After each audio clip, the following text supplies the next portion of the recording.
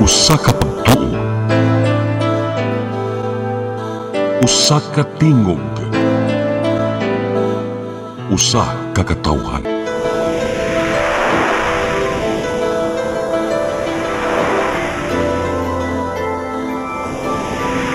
Cebu Catholic Television Network.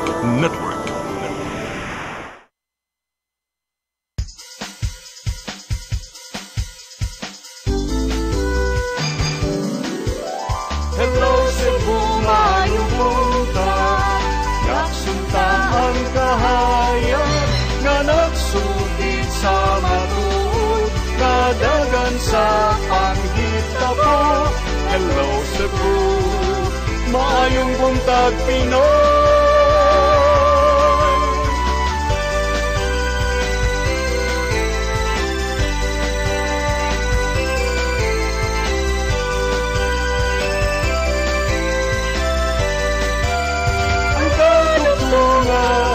Sa mga katawhan. Hello Cebu, hello Cebu, maayong buntag Pinoy, maayong buntag Pinoy, maayong buntag Pinoy. Hello Cebu, maayong buntag Pinoy. Adlaw karon nga Miyerkules, petsa 29 sa buwan sa Oktubre 2025. Sa ngan sa kong partner nga si Malu Inocando Tabar, ako inyo higala sa kanginan Attorney John de Sacramento. Mag-uban-uban na sabta ninyo gusa ka oras nga pagbinalitaay o paghisgot-hisgot sa mga dagko nga isyu dinhi sa Sugbo o sa nasod. Apan sa dili pa ato sang dawaton kining latest weather update gikan sa Pag-asa Visayas. Ni sa tong linya, Sir Jomer Eclarino. Good morning, Sir Jomer. Yes, Attorney John, good morning sa tanan ug sa atong tanan tigpaminaw kini atong latest weather update karong adlaw. Ang intertropical convergence zone o panagtagpo ng hangin gikan sa northern ug southern hemisphere nakaapekto sa may Palawan, Visayas ug sa lalawigan sa Mindanao. Tungod kini sa ITZZ, atong weather condition diri sa Central Visayas karong adlaw makasinati kita medyo mapanganuron ito na sa madag-umon na kalangitan ug naay mga pag-uwan ug kay mga thunderstorms. Magdala kini usahay kusog ng mga pag-uwan na posible ang flash floods or landslides ilabi na sa mga highly identified ng mga vulnerable areas. Padayon ta mag-monitor sa atong mga gi-issue ng mga thunderstorm or rainfall advisories. Lakip na ang color-coded na heavy rainfall warnings. Hinay nga ito na sa kasarangan na hangin masinati sa Visayas ug ang kadagatan malinawan nga ito na sa kasarangan ang pagbalod. Temperatura sa Cebu 25 to 31 degrees Celsius. Ang haring adlaw mo salop alas 5:21 sa hapon. Ang dagat mo taob sa alas 2:15 sa ugma sa buntag. Muhunas alas 9:51 karong buntag. Philippine Standard Time alas 8:08 sa buntag. Gikan diri sa Mactan, Pag-asa Visayas, DOST Jomer Eclarino. Sir Jomer. Yes sir, good morning. Maayong buntag, sir. Naay mga post ba on Facebook, on social media nga nag-ingon na doon na kunoy category 5 or super typhoon nga maabot karong Nobyembre. Unsa ni katinuod, sir, og kung naaman asa man ni siya mo igo? Actually sir, unang-una wala pa tay gi-predict o projections of super typhoon na duha next week. So ang DOST Pag-asa nag-release kahapon ng official statement about the unofficial reports in the possible November super typhoon, which is nag-cause ng panic sa atong mga kaigsuunan sa general public. So, base sa atong official informations, gi-release ng DOST Pag-asa, natay nakita next week na possible ma-develop na low pressure area with moderate chance na maging bagyo or tropical cyclones. Kini is nakita nato forecast to traverse o forecast to cross Visayas, Southern Luzon. So good karon, monitoring kita about the possible weather disturbance na nakita nato next week. In terms of intensity, if mahimo ba kining super typhoon is kana mga nanggawas sa atong social media, taas pa ang forecast uncertainty, forecast error or forecast confidence is mubo pa na siya. So that is challenge about the forecasting in terms of intensity na magsulti ta dayon na super typhoon. But nakita nato next week, if makihimo kining bagyo tropical depression, possible intensification pa o intensify pa into tropical depression o mas taas pa. So karon Attorney Jan, sugod ta daily monitoring ta sa official informations coming from the government agency, which is the DOST Pag-asa, the official in terms of weather and climate na mag-disseminate sa atong public o sa atong mga disaster managers. Nood sir no, so anha lang gyud mi mag-monitor sa mga official nga channel sama ninyo nga DOST Pag-asa, pero pwede nimo awhagon ang publiko sir unsa man sad ni nga mga social media pages baron or mga websites ang amo ang duawon, especially ang atong mga kaigsuunan manggo didto sa Northern Cebu nga duna pa diha pa nagpuyo sa mga tents nya luoy sa bintawon kaayo sa ilang mga pagpangandam ani nga nagsingabot nga bagyo if ever magani mo develop na into a bagyo. Correct, Attorney Jan. So, actually, kining atong mga official social media accounts as ang atong kining atong website sa pag-asa.dost.gov.ph, and of course, kining atong mga Facebook page, DOST Pag-asa Facebook page, na po tang page about sa diri sa ato Pag-asa Visayas PRSD, and napunta mga disseminating and other social media platforms such as natay mga Messenger o Viber. Actually, kining atong official social media accounts, Attorney Jan, is kini o nakahibawo na ang atong mga disaster managers and of course atong mga local government units. So atong general public, if nasa lay doubt, pwede po silang mutawag diri sa 2 at 24/7 sa Pag-asa, DOST Pag-asa, including here the regional office here in Mactan, and sa atong mga local government units and sa mga disaster managers labi na diha sa example katong imong gisulti sa Northern Cebu, Attorney Jan, na Balaka. Okay. Nya daghang kayong salamat sa imong pagpasabot, Sir Jomer Eclarino gikan sa Pag-asa Visayas. Good morning ninyong tanan diha sa inyong buhatan karon sir. Okay, isa pa yan, sir. Attorney Jan, daghang salamat. Good morning ug mag-amping tang tanan. Mao kadto si Sir Jomer Eclarino gikan sa Pag-asa Visayas, ug karon atong liilion ang mga dagko nga balita nga migawas sa mga lokal ug nasyonal nga pamantalaan. Atong sugdan sa Sunstar Cebu. Sa Sunstar Cebu, illegal quarry probe targets 200 in Toledo. Sa Super Balita, lechonero gipusil kay giingong nanikas. Sa The Freeman, PAM named RDC chair, handpicked by President Marcos. Sa Banat News, tunga sa milyon nga reward para sa pagkasikop sa nipatay sa pulis. Sa Philippine Daily Inquirer, Lacson says, Senate to remove 42 billion peso ayuda in 2026 budget. Sa Philippine Star, Senate Sal-N shows Mark Villar richest, Escudero poorest. Sa Manila Bulletin, Philippines takes over ASEAN chairmanship. Ug sa Tempo, forged signature affidavit presented in Senate under fire. Mao kadto ang mga front pages sa mga lokal ug nasyonal nga mga pamantalaan. Sa atong pagbalik, atong ipadagat kaninyo ang atong mga balita. So please stand by. Hello Cebu, hello Cebu, maayong buntag Pinoy, maayong buntag Pinoy, maayong buntag Pinoy. Discover the beauty of the Philippines.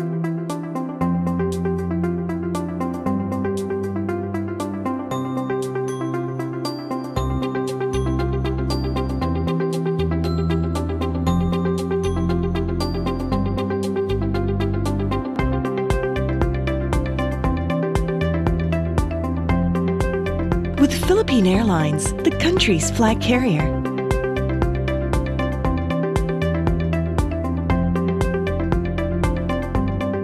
The airline that lets you feel the warmth of the nation.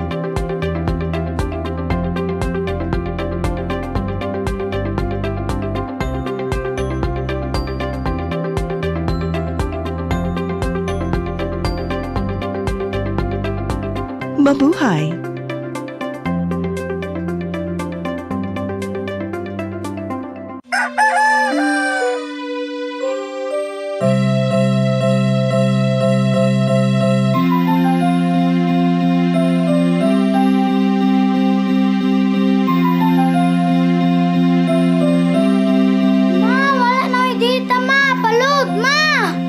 Sorry ma'am, na-late ko. Nangita pa mong gusto para internet sa kong anak ma'am. Ay, wala na yung problema. Mag-Sinisibu! Sinisibu, Sinisibu. For your internet connection And for the signal of your cable TV. so fast and straight, the transmission to your home. Sinisibu! Sinisibu, Sinisibu. Offers you to have fiber optics. For your viewing experience, perfect and clear so fast. So great and affordable for you to enjoy. Sinisibu. Sinisibu Television Network Incorporated offers fiber to the home broadband internet bundled with fiber to the home cable TV connection. Sinisibu Television Network Incorporated with its operation in Metro Cebu and the whole province of Cebu soon. And affordable for you to enjoy. Sinisibu!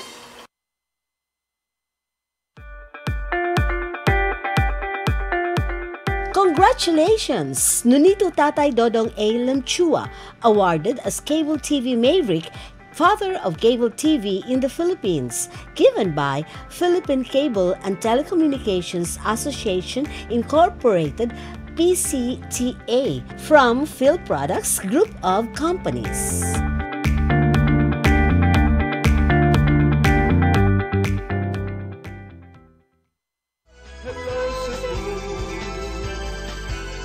Hello Cebu, maayong buntag Pinoy. Maayong buntag Pinoy. Maayong buntag Pinoy. Balikta sa Hello Cebu, may buntag Pinoy ug karon sa tong mga balita. Naguna sa tong mga balita karong buntaga ang seguridad sa mga pantalan ug terminal dinhi sa rehiyon gipahugtan na ubos sa gipatumang uplang biyaheng ayos undas 2025. Tungod kini sa gilaumang pagdagsa sa mga biyahedor karong kalag-kalag. Ang kasayuran ni hatod ni Gian Navarro. Gipahugta na ang mga pier ug terminal sa Sugbo ug sa rehiyon tungod sa gilaumang pagdagsa sa mga pasahero karong kalag-kalag. Gipatuman na sa mga transport authorities ang Oplan Biyaheng Ayos undas 2025 aron masiguro ang tumang kaluwasan sa publiko. Gilauman sa Cebu Port Authority nga moabot sa 350,000 ka mga pasahero sa managlaing pantalan maong gipatuman nila ang mga security measures. Apil nini ang 24/7 security operation sa palibot inubanan sa mga gipang-deploy nga pulis ug uban pa. Hugot nga gipatuman sa mga pantalan ang no ticket, no ID, no entry ngadto sa mga pasahero. Sa habig sa Coast Guard Station Central Cebu, magbutang sila og K9 units aron pagsukit-sukit kung naabay dalang kontrabando ang matag pasahero. Maong gitambagan nila ang tanang biyahero nga planuhon dayon ang pagpanglarga gikan sa pag-check sa lakat sa panahon hangtod na sa advance booking sa tickets. Always coordinate with our Coast Guard stations para ma-monitor na to ang status kung tuloy-tuloy ba ang biyahe. But kung wala man tayo mga kakulian or inclement weather naman, hopefully we are expecting na tuloy-tuloy rin sa dangatong biyahe karon. Subsub ang inspeksyon sa Land Transportation Office 7 sa mga pampaseroang sakyanan aron masuta kung luwas pa ba kini makabiyahe sa karsada. Moabot na sa 978 ka mga public utility vehicles ang gipangsusi niadtong Oktubre 20 hangtod 26 diin wala sila nakita ang mga kakulian. May painumdum si LTO7 Director Glenn Galario sa tanang mga driver nga motuman sa tanang mga lagda gikan sa paggamit og seatbelt hangtod na sa pagsulob og helmet. Gian Navarro, CCTN News. Subay niini kapulisan sa Central Visayas ni patuman og heightened alert status nunot sa pagdagsa sa mga bisita sa nagkadaiyang samang. Si Governor Pamela Baricuatro duna po'y hangyo sa publiko nga makig-alayon sa mga kapulisan aron masiguro ang kaluwasan. Ang kasayuran ni hatod ni Mary Rose Sagarino. Gisaka na sa Police Regional Office 7 ngadto sa heightened alert subay na sa pagpangandam sa seguridad sa Kalag-Kalag 2025. Moabot sa 1,600 ka mga police personnel ang ipakatap sa 364 ka mga samang. Lagip na ang 275 ka simbahan tibuok rehiyon. Kini aron masiguro nga magpadayon ang kahusay ug kalinaw ug moabag sa publiko nga mobisita sa ilang mga mahal sa kinabuhi nga mitaliwan na. Mipahibaw si PRO7 Director Brigadier General Rodrigo Maranan nga ilang gipalap Giapdan ang security plan sama sa police visibility, traffic management, crowd control ug pagpakigalayon sa mga local stakeholders. Karong adlaw usab gipang-deploy na sa Cebu Provincial Police Office ang ilang mga sakop aron bantayan ang mga samang sa kalungsuran. Gihulagway nilang pulis Colonel Abubakar Mangilin Jr. nga usa ka dakong misyon ang ilang buhaton aron magpabiling luwas sa bisan unsang risgo ang kalag-kalag. The way we confront, the way we implement our security preparations for the UNDAS, we have motorist assistance center to assist the motoring public and road security as well. We have police assistance desk throughout our public and private cemeteries, and that includes pads. Misaksi sa send-off ceremony si Gobernador Pamela Baricuatro o gihangyo ang kapulisan nga makaghiusa sa katawhan aron mapatunhay ang kaluwasan sa palibot. Atong awhag sa atong mga Subuanon na plan your trip in such a way nga dili magtapok dito sa ato ang mga south bus o north bus terminals unya mo follow ta og mga safety measures nga giawhag sa ato ang police force. Gipaniguro sa kapulisan sa publiko nga andam na sila sa paghatag sa seguridad. Giawhag nila ang publiko nga pabilin nga magbinantayon og mo report kung adunay namatikdang kadudahan sa ilang lugar. Mary Rose Sagarino, CCTN News. Sa laing bahin, Lapu-Lapu City Mayor Cindy Chan mi-inspeksyon sa duha ka mga samang diha sa dakbayan sa Lapu-Lapu. Kini aron pagsiguro nga hanay ang tanang pagpangandam karong kalag-kalag. Ang kasayuran nihatod ni Crystal Joy Felerca. Gi-inspeksyon ni Mayor Cindy Chan ang duha ka mga samang sa Lapu-Lapu City kaganihang buntag, uban ang mga personnel sa Lapu-Lapu City Police Office, Lapu-Lapu City Fire District ug Lapu-Lapu City Disaster Risk Reduction and Management Office. Una nilang gi-inspeksyon ang Municipal Cemetery ug dayon ang Humay-Humay Public Cemetery. Kini aron sa pagsuta kung napatuman ang ilang mga pagpangandam para karong kalag-kalag. Base sa assessment sa mayor, limpyo na ang duha ka mga samang. I think maayo kaayo atong pag-inspeksyon, limpyo ang atong duha ka public cemeteries. So I'm happy na limpyo ra ug in order ra ang tanang preparasyon. Dugang pa sa mayor nga nagpadayon pa ang clearing team sa pagpanghawan sa mga samang ug karong adlaw hakuto ng mga basura nga anaa sulod sa Humay-Humay Cemetery. Nibutyag usab si Mayor Chan nga bisan og ang Nuestra Señora de Regla Parish National Shrine mo nagduma sa Humay-Humay Cemetery apan nitabang ang lokal nga kagamhanan sa paglimpyo niini. Even though this is cemetery run by the religious Berin sa Regla, pero nagtabang gyud ta atong syudad nagtabang sa paglimpyo o pag-clear sa area. Ato sa iyang pag-inspeksyon sa Humay-Humay Cemetery, nihapit na usab sa pagpanagkot ang mayor sa mga pansyon sa mitaliwan nga mga kabanay sa iyang bana nga si Congressman Junior Dahong Chan ug sa kanhi mayor sa Dakbayan nga si Dr. Maximo V. Patalinghog Jr. Nagsugod na usab ang deployment sa kapulisan sulod sa mga samang sugod kagahapong adlaw hangtod Nobyembre 3. Crystal Joy Felerca, CCTN News.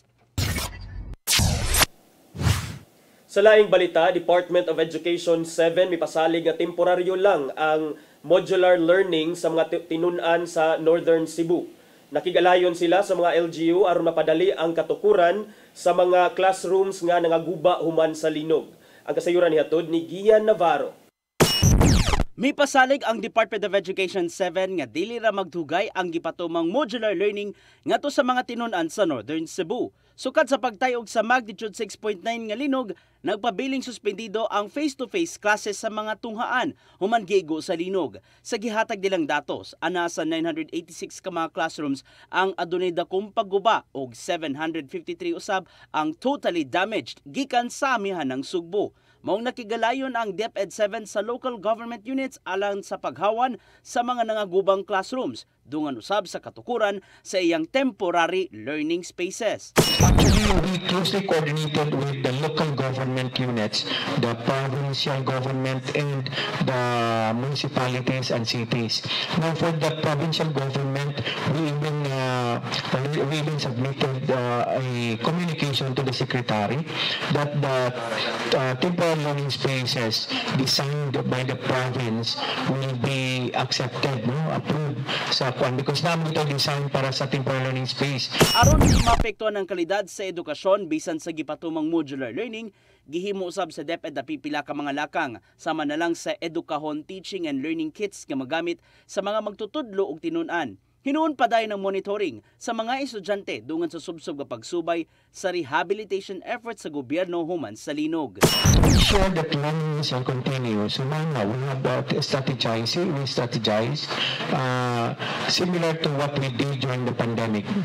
But this time, we strengthened the strategies because we have the experience during the pandemic. Usa sa mga gisiguro sa DepEd ug sa ubang stakeholders mao ang padayong connectivity aron walay puwas usab ang research sa mga tinun-an. Maong naninguha ang mga telecommunication companies nga magpabiling walay pagbalda ang mobile signal. Ilahan na lang din kulang karon katong mga affected areas nga naay landslide. So gamay na lang gid kaayo na we can say we're complete na in terms of to normalize ang ato ang services. Padayon kaming compassionate sa mga tao magtabang. O kaming tanan sa mga sa PIO sa DCT among always na partner kami dyan. We provide updates because we really ensure na connectivity is really important nowadays. Navarro, CCTN News. Sa atong katapusang balita, Lapu-Lapu City Mayor Cindy Chan binipensa nga for transparency lang ang pag-post sa social media sa groundbreaking sa missile storage facility ni adtong Pebrero. Ang kasayuran ni hatod ni Crystal Joy Felerca. Nag-viral karon sa social media ang tarpaulin kabahin sa groundbreaking sa missile storage facility sa Naval Base Rafael Ramos sa Lapu-Lapu City niadtong Pebrero 21 ning tuiga. Kundiin gipost kini sa social media page sa Lapu-Lapu City Public Information Office niadtong Pebrero 22. Usa kini ka proyekto ni kanhi Congresswoman ug karon Mayor Cindy Chan sa Lapu-Lapu City. Sa post sa usa ka netizen, gisaway ang mayor tungod sa pagpahibaw niini sa publiko nga kinahanglan unta kining isikreto. Matod ni Mayor Chan nga ang pag-post niini sa social media usa ka matang sa transparency aron makita sa publiko kung asa napadong ang mga buwis sa katawhan. Gitataw usab niya nga isip first-time Congresswoman na anda niya ang pagbutang og mga tarpaulin ato sa groundbreaking sa iyang mga proyekto. Tarpaulin is a way of letting people know at their constituents na naglihok ta, na natay mga projects. Wa na nato gitago gyud. Never. Kung hisgutan usab ang national security, kini na lang ang nahimong pamahayag sa mayor. If there was any issue on security or secrecy, gisita na ta sa Philippine Navy, sa NAVFORCEN. But in fact, they joined us sa groundbreaking. And I think it was to protect us, to show that our Navy is capable of protecting our people, no? Ang pondo sa pagpatukod sa mga proyekto nagikan sa buhatan ni Mayor Chan sa dihang siya pa ang kongresista ubos sa tatag ng infrastruktura para sa kapayapaan at seguridad kuntikas program ug ang kasamtangang gitukod mo ang phase 1 nga may 9 million pesos nga budget. Sa post usab sa mga netizen nga tungod sa pag-post ni ini, mahimo ng target sa laing nasud ang maong proyekto. Apan kini na lang maoy tubag sa mayor. Because we have an air base here and a NAVFORCEN here, we are a target. That is reality. Itong mga air and sea assets na agin na mga pang para maprotektahan ta. Crystal Joy Felerca, CCTN News. Mokadto ang mga balita nga nahipo sa tong kaubanan sa CCTN News and Public Affairs Team. Ug kadto mga balita inyong nakita kagahapon sa atong programang Sayri 47. Kinsa kaha ang pinakadato nga senador, kinsa say pinakapobre, kana og uban pa mga pagisgot-isgot ato aon niya nang hisgutan sa pagbalik ning atong programa. So please stand by. Hello Cebu, hello Cebu, maayong buntag Pinoy, maayong buntag Pinoy, maayong buntag Pinoy. Discover the beauty of the Philippines.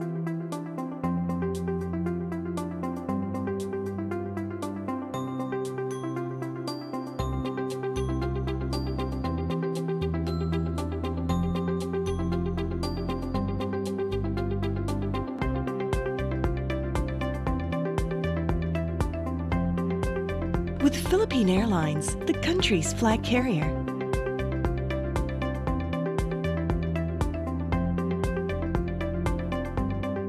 The airline that lets you feel the warmth of the nation.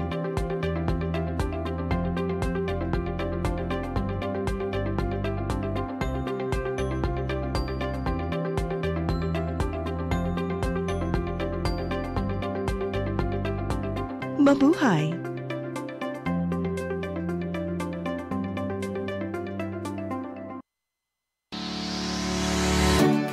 Looking for the best internet deals in Negros Oriental? Field Products Negros is here to bring you fast, reliable, and affordable internet with plans made just for you. For as low as 899 pesos per month, enjoy speeds of 50 Mbps, perfect for streaming, working, or studying from home. Need more speed? No problem.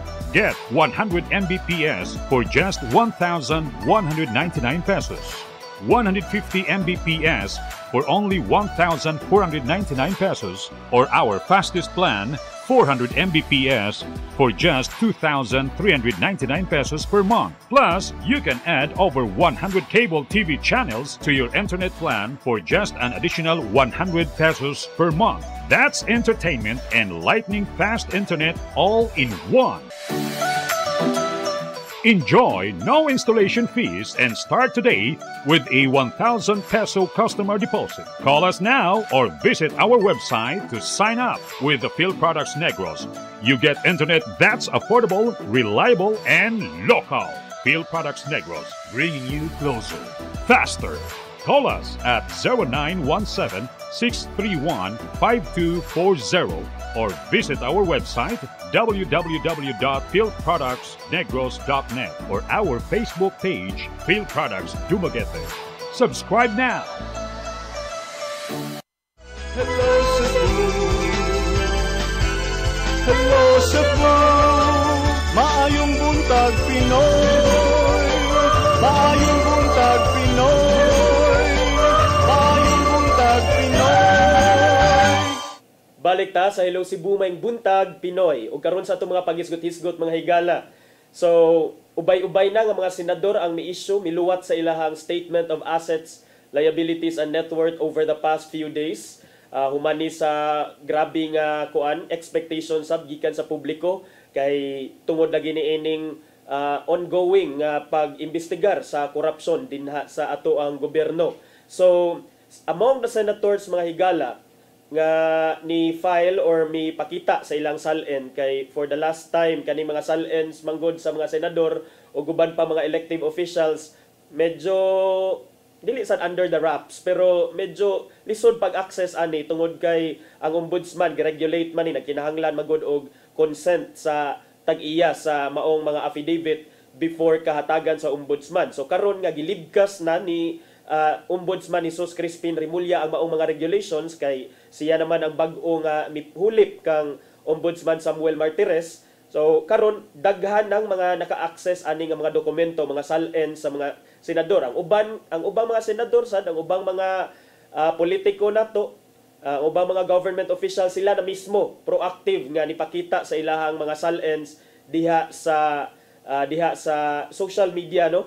So makaingon sad ta nga good job alang sa nila kay this is one step closer alang sa atong gitinguha nga transparency and accountability dinha sa gobyerno. Dili man nagpasabot nga naamoy gipangtaguan diha pero at least gipakita ninyo sa katawhan ang inyong katigayunan unsa mo kadato.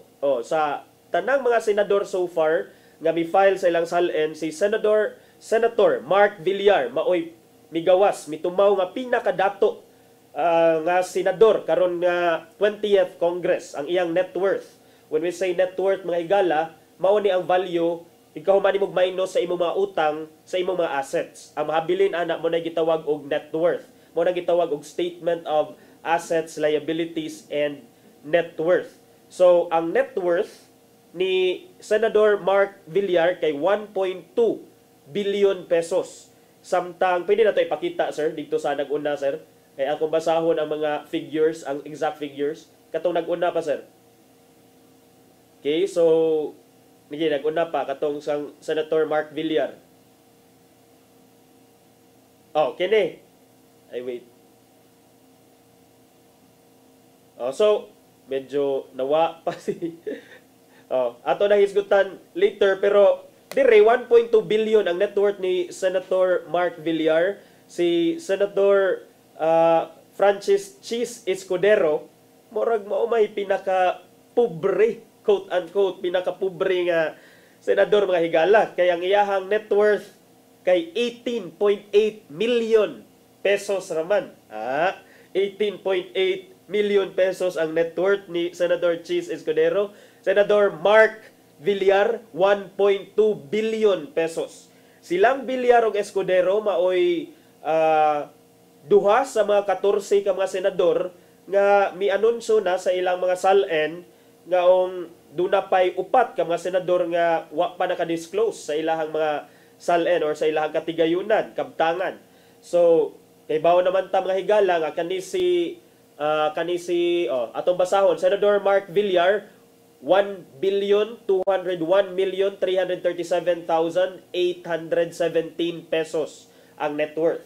Gisundan siya ni Senator Raffy Tulfo nga dunay 1,052,977,100 pesos, although kanang kang Senator Raffy Tulfo kay joint filing na niya with his wife.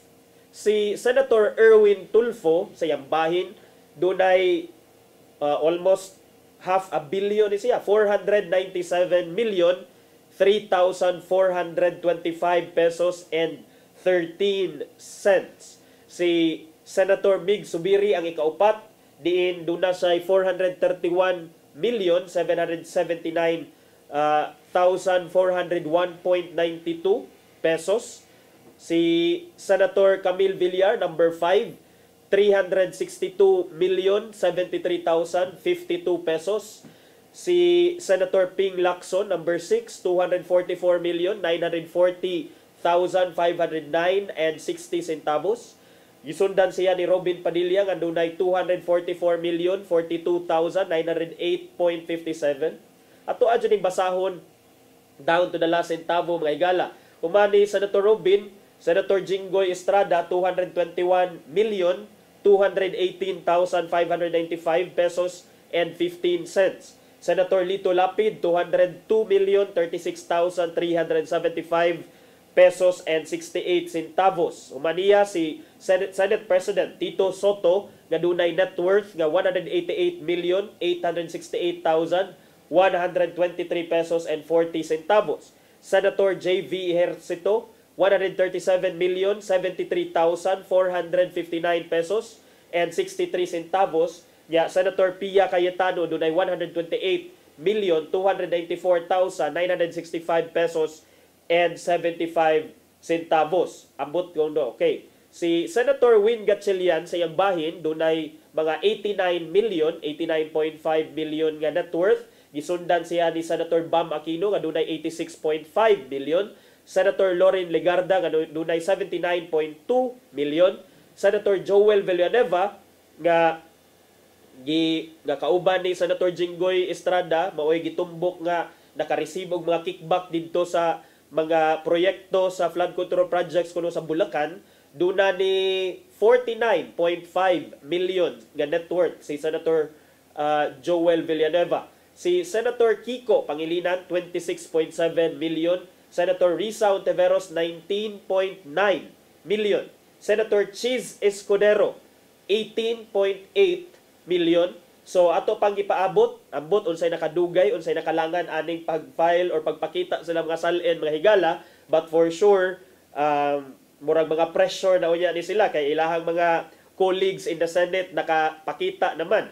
So ang wa pa nakapakita so far mga higala kay silang Senador Alan Peter Cayetano, Senator Bato de la Rosa, Senator Rodante Marcoleta, Senator Amy Marcos, o si Senator Bongo kagahapon pakita na siya. I believe na sa mga 40 kapin million ang iyahang net worth. So mga upat na lang ang ato ang pabuton mga higala aron makumpleto na ang roster sa ato ang mga senador nya.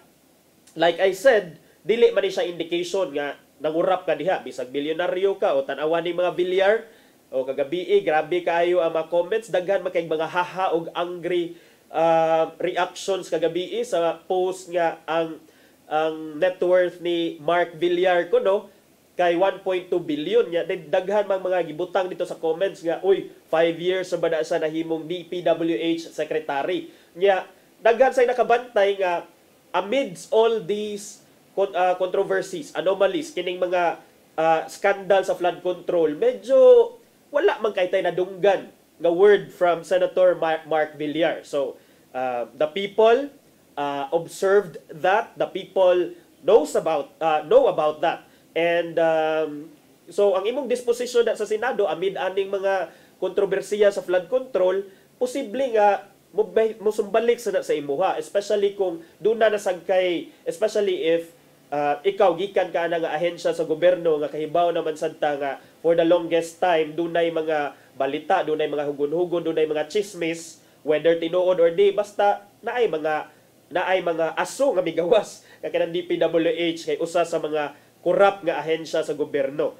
So still we congratulate our senators for making public their SALNs, and also we congratulate them kay at least ni suporta sila sa tong tinguha nga mahimong transparent and accountable sila sa mga katawhan nga maoy ni pili kanila. Pero karon ang pangutana ng mga higala, what about of our other officials? Because these are just the senators. How about ang atong mga lain nga government officials? Di asa man ning SALN sa atong presidente Bongbong Marcos. Murag dugay naman tong giingon, dugay-dugay na mga several days ago miingon man si Undersecretary Claire Castro nga lagi willing lagi si Presidente Bongbong Marcos nga mopakita siyang SALN. Wait lang sagud mo.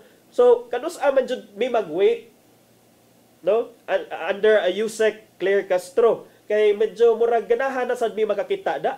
And besides kani magong SALN di man kakinahanglan magpaabot yun ani og pila ka days. Okay, naa man kay kopya sa imuhang previous nga SALN. Kay dili every year required man na ang mga naa sa gobyerno nga mo-file sa ilang SALN under RA 6713. So pwede kato lang sa inyong ipakita nya dayon ang pinaka-latest amo alang sa unyang tan-awon, amo alang sa lion kay medyo dugay-dugay na lagi. So asa mang SALN sa presidente, ikaduha asang SALN sa vice president. So nindot sa ato anang lion, bukikio nato ang SALN sa duha ka mga top officials sa atong gobyerno, sa ato ang nasod, ang presidente o vice president. Ari sadta sa House of Representatives kay dili sa nato pilion. Kaning mga kongresista, whether active or inactive or kato mga nang resign na tungod in the wake sa mga kontrobersiya sa flood control, we have former House Speaker Martin Romualdez, inaot sad yung paggawa siyang SALN, katong si former representative sad nga si Zaldico. Although dili naman siya required nga mag-file kay ni-resign naman siya, but accessible gyapon iya mga SALN for the previous years kay as I've said ang ombudsman mi abli naman sa bukas sa iyahang pultahan alang sa pagbukiki aning mga maong dokumento. So kamusang naa sa House of Representatives o pakita sad mo, although naaman toy mga duna naman toy mga representatives, duna naman toy mga congressmen and congresswomen nga mipakita na sa ilahang mga tagsa-tagsa ka mga SALN lately, but ang ako jung gipaabot kay kining mga high profile nga mga individuals nga ang kansang mga pangan na mention didto sa investigation sa flood control projects. Nya dili sa tamo stop diha sa mga dagko nga mga politiko, dagko nga politicians. Our demand for transparency and accountability must run from top to bottom, from bottom to top. Watay angay nga piliun. What about of our governors, of our vice governors, our members of the provincial board, ang atoang mayors, vice mayors, mga city and municipal councilors? So pakita sad mo sa inyong SALN mga higala kay murag interesado sad mi nga makakita kay ang korupsyon dili ra ba na siya mahitabo at na upper echelon sa ato ang pangagamhanan.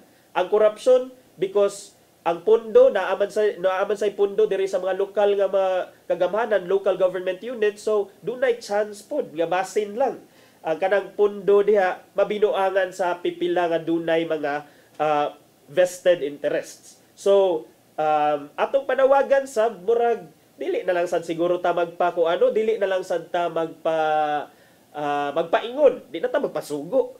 Mas nindot gani nga proactive ka kay you know what, there is murag nindot magug optics nga murag imong giuna, proactive ka ba nga gipakita sa imuha kay murag whether that's true or not, of course ang mga figures nga imong gibutang diha, there's a presumption nga true and correct na mga figures kay imo nagihuralan before a notary public.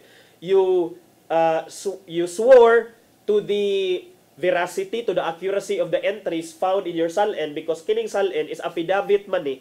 This is a public document nga imuhang gi-take oath before sa notary public or before sa abogado. So, kung dunay mga sayop ani or kung dunay kay pagpamakak kag butang niha, that being an affidavit nga notarized, pwede ka makihag perjury o guban pang mga kriminal nga mga sala or offenses or crimes.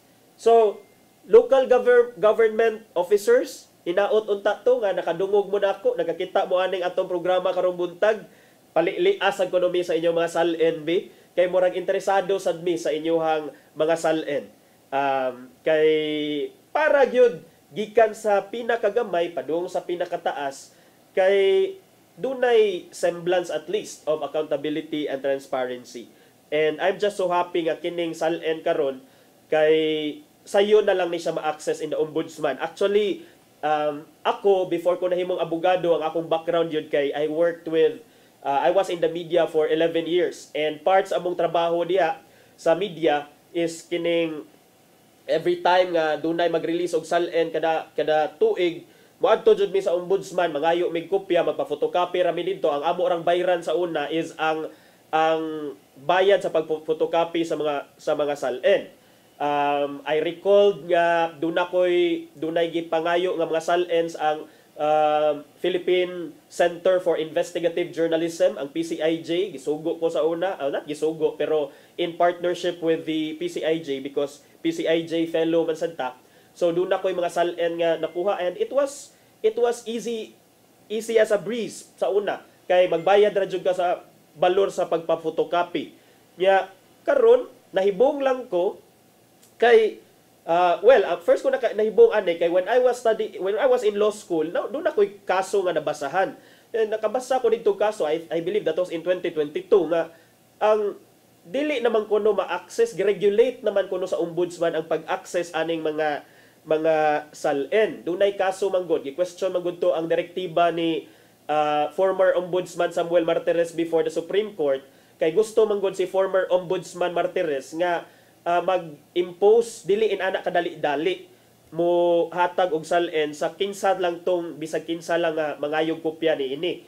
Kay matod sa explanation ni former ombudsman, ingon siya ang Senado duna sila'y rules duna sila'y kopya sa mga SALN pero nganong naman sila'y kaugalingon na rules. Ang House of Representatives duna sila'y mga SALN pero nganong duna may mga rules diha sa House of Representatives before ka makapangayo sa SALN. Ang mga judges o justices of the Supreme Court, doon na sila SALN, pero nganong doon naman say separate nga guidelines ang Supreme Court sa pagpangayo ani mga SALN sa justices o judges. So kami sa diri sa ombudsman, ako may ombudsman, magbutang sad ko diri og mga regulations, dili sad nako ni dali-dalion og hatag ang mga SALN unless there is consent from the owner of that SALN. Mao na ang gibuhat ni former ombudsman Samuel Martires. Something nga gitugtan or giagrihan sa Supreme Court. Matod sa Supreme Court nga the custodian of the SALN has the right or has the not right but pwede siya nga na prerogative to issue some regulations pertaining to the access of those documents. So, mao to nga during his time gi-uphold sa Supreme Court and lo and behold, bag-o naman taog ombudsman karon, gilibkas pod ni Buying Rimulya ang bag-o nga ombudsman kining kana nga rule. And because gilibkas naman na nga magkinahanglan pag-consent, di karon adto mo sa ombudsman kung kinsa tong gusto diha, mahikahibaw kung unsa nakadato inyohang mga governor, inyong mga vice governor, inyohang mga atong presidente, vice president. So, ug uban pang mga government officials and officers dunay kopya dito sa ombudsman. But of course, do not expect na nga mahatag dahil nila kay ila pa man sa naukayon sa ilang archives. Usually magkinahanglan ka mo paabot og pipila ka adlaw ana before ka mahatagan og kopya. So, muna mga higala ang importansya sa SALN. Again, let's reiterate nga wala ta mag-ingon, wala ta nag-ascribe og anything malicious upon these senators, but at least the public already knows your financial stance, your financial ang inyuhang mga financial reports kay duna na may kopya sa inyuhang mga SALN. So magpaabot lang yun ta sa mga lain pa nga politiko nga mo issue sad sa ilaha. Samtang mga higala, ang si Presidente Bongbong Marcos duna ni siya comment sa giingon nga medyo hinay man ang dagan aning pag-imbestigar sa korupsyon. Kabantay mo mga higala, di ba? Daghan kay ngo diha sa social media, pila naman ni ka buwan nagdagan ang kining chismis. Butag chismis pa ni sa uban chismis, pero sa uban dili ni chismis oy binilyon ni nga kwarta, abot magani siguro trilyon. So for the last several months ongoing ang sige og pasiatab nga makunin mo kadto dunay korap. Pero fast forward to karon no October 29, 2025, doon na ba mo dihay nadunggan mga higala nga naanay usa bisag usa lang nga naay usa ka dawit aning corruption skandal diha sa DPWH ug uban pang ahensya sa gobyerno nga nasampulan na, na-file na nagkaso. Si Presidente Bongbong Marcos mga higala doon na say pagpasabot. Matod niya nga the government follows due process. Nindot sa kayo paminawon mga higala, no? Government follows due process because after all mga higala, kining due process dili ra man siya any arbitrary nga concept diha sa atong batakang balaod or diha sa ato ang 1987 Constitution. Kanang makadungog gani mo batakang balaod or 1987 Constitution mga higala, mao na ang pinaka that's the mother of all the laws in the Philippines nga tanan nga mga balaod, mga gagmay nga balaod, even mga ordinances, mga rules and regulations dapat must adhere to our batakang balaod or to the 1987 Constitution. Mao na nga unsa may giingon sa batakang balaod nato sa atong konstitusyon, ingon siya nga hatagig due process ang tao. Dili nimo dali-dalion og dili nimo due process, hatagan og notice, pa-explain nun, giving that person an opportunity to be heard. Pa-explain nun sa iyang side. So, kaning giingon ni Presidente Bongbong Marcos, ingon siya nga pa-follow magutag due process diri sa gobyerno. Good niya, kinahanglan pa magunta mag-build up yun og ligod-ligon nga ebidensya to ensure nga ato jong mapapanagot kining mga real culprits. Sa kaning mga real culprits mga higala, katujog ko nung mga nagtinuod nga mga nagbinuang-buang. Makakita ka ataan ni kinsa ni mga tinuod nga mga nagbinuang-buang mga higala nga considering nga murag nagsige naman ni silang tudlo-tudlo, ang usa mitudlo sa usa, ang usa sad lain ang gitudlo, nagtinudloay. So, fast forward karon October na 2025, wala gyapon na sampulan. Well, do naman toy giingon nga ang Independent Commission on Infrastructure nga maoy gitahasan nga mupahigayon og mga investigasyon kabahin ni ining flood control projects, flood control scandal, ingon man to nga ilang i-live stream ilang investigation. But even that karon dili na kay mo kalawat ang uban ana kay pila naman sad ka buwan, murag more than a month naman ang ilang investigation, and if they were really serious or genuine sa ilang desire nga to regain the trust and the confidence of the people from the very beginning, dapat unta to ilang gi-transparent ang ilang investigation. But karon gani may pasalig sila nga within this week ilaha ko nung i-live stream, but so far wala pa tayo nakakita ang ilang i-live stream. Ila pa ko nung gi-prepare ilang mga equipment dito. So wala pa'y resulta ang investigation sa ICI kung unsa man sad gani na. Yes, dunay mga recommendation ang COA, dunay mga recommendation ang NBI, ang uban pang mga investigating arm sa gobyerno kung kinsa ang mga pasakaan og kaso, pero as of this time wala pa gipasakaan. That's the reality. So matod ni Presidente Marcos, that's due process. We're trying to build up a case. But matod sad sa publiko, matod sa uban nga we will remain vigilant, we will remain watchful. Magpaabot gihapon mi just because daghan ng mga simana o buwan nga miligid doesn't mean nga mahunong na mig-monitor sa inyo ha. Because for something as big as this, for something that involves public funds, pundo sa katawhan, pundo sa gobyerno, dapat dili ta mga tug, mga higala ato aning bantayan ang dagan sa ilang investigation. O kinahanglan nga hopefully katong saad ni dili sa to saad pero statement ni I believe it was DPWH Secretary Vince Dizon nga duna kunoy pipila ka mga tawo ang mag-celebrate og Pasko diha sa prisuhan. Ambot unsa na katinuod mga higala, but ato anang tan-awon kung mo come into fruition bagid ang giingon ni Secretary Vince Dizon. Okay, so nahuman napupos naman atong oras dinhi sa itong programa. Ato sang lilion kung unsay giandam ni Tatay Dodong nga pulong og kinabuhi.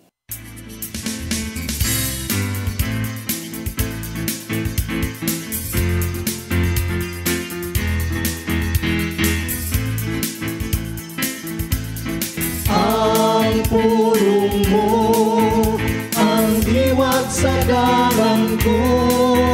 Ang tao, lalaki man o babae, himo sa dagway sa Ginoo. Kini atong mabasa sa Genesis 1:26 nga nagingon, unya mingon na usab ang Dios. Buhaton nato ang tao nga sama sa atong dagway. Tungod ini kay ang Ginoo gugma. Kinanglan nga kita makamausab nga may gugma o kita. Yatagan o katakos na may gugma sa atong isikaygon sa atong silingan. Daghan ang nahibaw ning maong sugo apan nagpakabutabungol lamang. Nganong wa ka man ka makahimo nini? Tungod ba kay wa ka makaila kung kinsa ang imong silingan? Sa balang kasulatan nagtudlo si Jesus sa sambingay nga sa mayong Samariahanon. May pare o usak ka Levita nga nakagay niya itong tao nga gibunog sa tulisan o ila kining kilabyan. Sa Lucas 10:33 atong mabasa, apan may usakas Samariahanon nga nagpadaw niya itong adlaw niyagi sa tulisan. O sa pagkakita niya sa tao, naluoy siya. Dayan nga lang nga ang Samarianon mo'y nakaila kung kinsa ang iyang silingan. Ang imong silingan mo kanang tao nga dili ikaw ang nagpili. Hinoon ang Ginoo mo'y naghatag niya kanimo. Magsuon mo kini pulong nga naghatag og giya sa atong kinabuhi. Pagampo kita. Lagi kong kamahan. Pasaluwa kami nga wa magpagkabada sa mga tao nga imong gipili nga mahimo namong silingan. Wa namo mahimo ang among katungdanan sa pagtabang ngadto mga nagkidanglan. Bukha karon ang among mga mata ug ang mga dunggan karon kami makahimo sa unsay imong gusto nga among pagabuhaton. Amen. Ang samahan sa Anak sa Espiritu Santo. Ang pulong mo, ang diwat sa dalan ko. Pulong o kinabuhi ni Tatay Dodong Limchua mao'y hingpit nga nagtapos sa tong tulumanon karong buntaga. Sa dili pa ta manamilit ato sang pasalamatan ang Philippine Airlines, silang Nanay Diana Limchua o Tatay Dodong Limchua. Nya salamat sab sa among news manager nga si Cap Dennis Tabar. Ingon man ang atong mga kaubanan sa atong technical team, silang Sir Robert, Miss Inday, Sir Matmat, Miss Mabel o Miss Joanne. Atong mga video editors, Sir Michael, Sir Rodel o Sir Raymond. Then diri sa ato ang studio, sa ato ang assistant diri sa studio, Sir Ferdy. Salamat sir. So daghang sang salamat kaninyo sa pagpakig-uban kanako karong buntaga sa ngan sa akong partner Malu Inocando Tabar. Ako si Attorney John Destacamento. Magkita-kita na sabtan ninyo ugma dinhi sa inyong paboritong programa Matag Buntag. Hello Cebu, mayong buntag Pinoy.